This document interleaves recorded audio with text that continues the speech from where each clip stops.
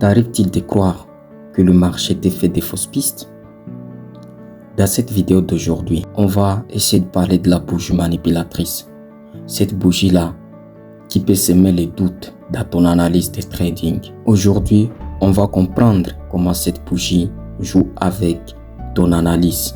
Si tu es nouveau sur cette chaîne, abonne-toi et clique sur la cloche de notification et surtout, n'oublie pas de nous donner un j'aime. Tout d'abord, on va essayer de comprendre qu'est-ce qu'est la bougie manipulatrice. En soi, la bougie manipulatrice, c'est juste une bougie pleine ou presque pleine qui va inciter beaucoup d'hérités, c'est-à-dire ceux-là qui trade le support, les résistances, à vendre leur niveau de support et d'acheter leur niveau de résistance. Et la définition est juste là sous vos yeux. Du coup, on va essayer de parler des types de bougies manipulatrices. Il faut savoir qu'il en existe plusieurs, mais moi j'ai essayé de vous montrer dans cette vidéo des types de bougies manipulatrices. Il y a des bougies manipulatrices qui se trouvent sur des niveaux de consolidation et ce sont les bougies manipulatrices le plus couramment vues.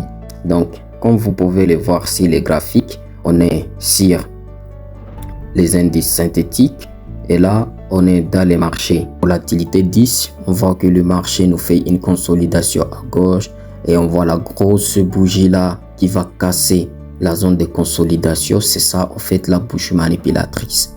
Une fois cette bougie s'est créée, le prix part et nous, quand le prix reviendra dans la zone, on l'attendra. Donc et nous, une fois le prix se retourne, on ne se complique pas la vie, on va attendre qu'il nous fasse tout ce qu'il va faire, notamment il va mettre en place des liquidités et puis arriver, il va taper dans la zone et continuer le mouvement, son mouvement. C'est ça ce qui nous fait la force de cette bougie là. Le deuxième type que j'essaie d'évoquer ici, c'est complexe et ce type là c'est souvent ignoré par beaucoup de traders et c'est une bougie qui incite beaucoup à vendre des niveaux. On prend l'exemple de cette zone là nous avons une zone d'offre et quand le prix arrive dans la zone d'offre, on voit qu'il nous laisse une bougie contraire, une bougie qui nous indique que le prix va descendre. C'est ça en fait les SMC trap.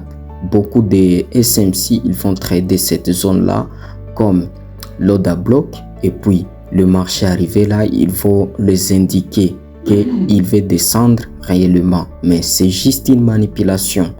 Et maintenant, avec cette manipulation, on constate que le prix, il nous crée une bougie contraire. Et puis, une fois le prix nous crée cette bougie, il va casser la zone parce que c'est une liquidité. Il casse la zone. Les SMC vont voir la zone cassée, le prix qui retrace et casser l'autre zone. Ils vont maintenant se placer où ils vont attendre à ce que le prix puisse revenir dans la zone à l'extrême, mais le prix ne reviendra pas à l'extrême. Il va juste s'appuyer sur la bougie manipulatrice qu'il avait laissée. C'est comme ça que vous allez voir que le prix ne revient pas à l'extrême. Il s'appuie sur la bougie manipulatrice là et continue sa vie. Et la suite, ça sera soit le prix qui s'appuie sur les market shift, soit le prix qui s'appuie sur le breaker block et ne va pas revenir à l'extrême comme beaucoup le prétendent. Et du coup, je vous ai donné juste les deux exemples, mais il y a beaucoup de manipulations sur le marché et sur cette chaîne, on va essayer d'en parler, on va essayer de vous montrer les mythes, les choses cachées sur les graphiques. Donc restez abonnés sur cette chaîne, activez la cloche de notification pour recevoir de nouvelles vidéos et vous ne serez pas d'ici